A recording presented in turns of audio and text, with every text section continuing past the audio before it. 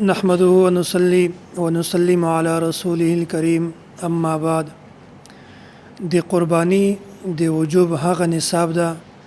چې کوم نصاب د صدقه الفطر د وجوب ده، او قربانی او صدقه الفطر په دې کې د 5 شیزونو اعتبار کیږي: سره زر، سپین زر، او نقدي مال او مال تجارت، او هغه شیزونه چې هغه د ضرورت نه زیاتای وي. کوم نارینه او زنانه ملکیت کې چې 52 تولې یعنی 2.5 نیم تولې سپین زر او 7.5 تولې یعنی 1.5 تولې سره زر موجود وي، او نقدي مال یا داسې مال تجارت یا هغه مال چې هغه د ضرورت نه زیاتای وي. په دې 5 شیزونو کې که هر یو مستقل د 52 تولې سپین زر نصاب ته ورسی، یا د دې 5 شیزونو ټوټل مجموعه، یا په دې کې د بعضو مجموعه چې هغه 52 تولې سپین زر نصاب ته ورسیږي، په داسې نارینه او داسې زنانه باندې قربانی کول دا واجب دي. او هغه شیزونه چې کوم د ضرورت نه زیاتای وي هغه به هم په دې نصاب کې شاملېږي. د ضرورت نه زیاتای نه مراد هغه شیزونه دي چې هغه بعضې خلکو په کور کې د نمایش لپاره په کور کې ایښي دي، او پوره کال د هغو شیزو طرف ته د انسان تصور او ذهن هم نه ورځي. کوم شیزونه چې په کور کې پراته او زاړه وي، یا داسې شیزونه وي چې هغه خراب شوي وي او د هغه شیزونه د استعمال قابل نه وي، یا پوره کال د هغو شیزو طرف ته د کور والو ذهن هم نه ورځي، نو داسې شیزونه هم په نصاب کې شاملېږي. مثلا د کور مشندري چې کومه ده، یا داسې هغه شیزونه چې هغه زاړه دي، مطلب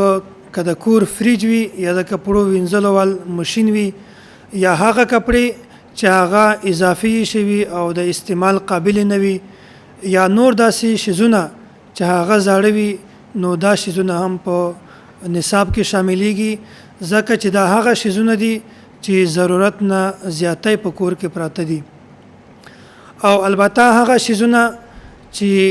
زیاتای په کور کې نه دي پراته بلکې د انسان د ضرورت لپاره دي، مثلا د کپړو وینځلو وال ماشین چې هغه کې هر وخت کپړې وینځي، یا داسې مشینري هغه که موټر وي د ګاډي په شکل کې وي، یا موټر سایکل په شکل کې وي، یا نور داسې کپړې چې هغه د استعمالولو قابل وي، او داسې کور چې په هغه کې د رهایش وي، یا نور داسې شیزونه وي چې هغه همیشه استعمالوي، نو داسې شیزونه دا په نصاب کې نه شاملېږي، ځکه چې دا هغه شیزونه دي چې د ضرورت قابل دي او په کور کې دا استعمالېږي. نو دا یوه خبره چې هغه شیزونه چې د استعمال قابل وي او په کور کې روزمره همیشه د کور والی استعمالوي، هغه په نصاب کې نه شاملېږي. او داسې شیزونه چې هغه د نمایش لپاره وي او په کور کې یې شوي زاړه وي یا خراب شوي وي، نو داسې شیزونه په نصاب کې شاملېږي. نو قربانی او زکات په دې کې دا یو فرق تاسو واضح په ذهن کې کېنوئ. زکات چې کومه ده دا په هغه مال باندې یا هغه مال تجارت باندې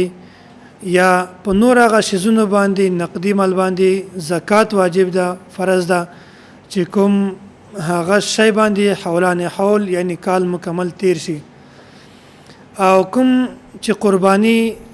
طریقه ده هغه دا چې د قربانی په وخت کې د یو سړی سره مال موجود وي، یا د تجارت وال مال موجود وي، یا نقدي مال موجود وي، یا سره زر سپین زر خپل مقدار باندې موجود وي، نو په هغه کس باندې قربانی کول دا واجب ده. نو په زکات کې حولان حول یعنی پوره کال تیرېدل دا ضروری دي، او په قربانی کې پوره کال تیرېدل دا ضروری نه دي. الله جل جلاله دی مونږ تاسو ته د په صحیح طریقه سره د قربانی کولو توفیق را نصیب کړي.